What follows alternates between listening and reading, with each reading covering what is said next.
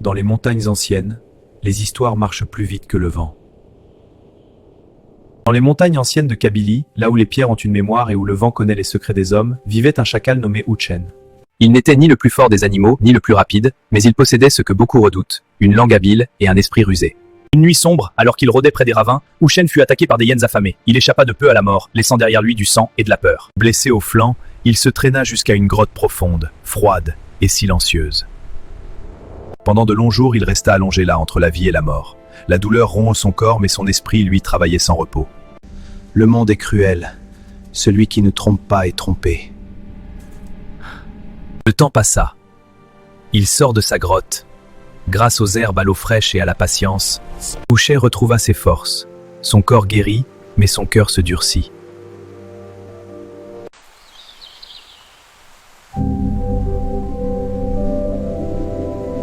Il observa les montagnes, était compte une chose essentielle. Et je son esprit. Les humains respectent plus l'apparence que la vérité. C'est alors qu'une idée naquit dans son esprit. Houchen se couvrit de vieux chiffons, prit un bâton de marche et se mit debout comme un homme fatigué par la route. Il décida de se faire passer pour un pèlerin. Lorsqu'il arriva dans le premier village, il annonça d'une voix humble « Je suis un humble pèlerin en voyage. Je pars en pèlerinage, priez pour moi.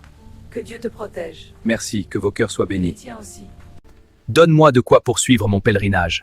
Donne-moi de quoi poursuivre mon pèlerinage. » Le pèlerin avance humblement, mais toi tu marches lourdement. Les animaux comprirent chacun mensonge.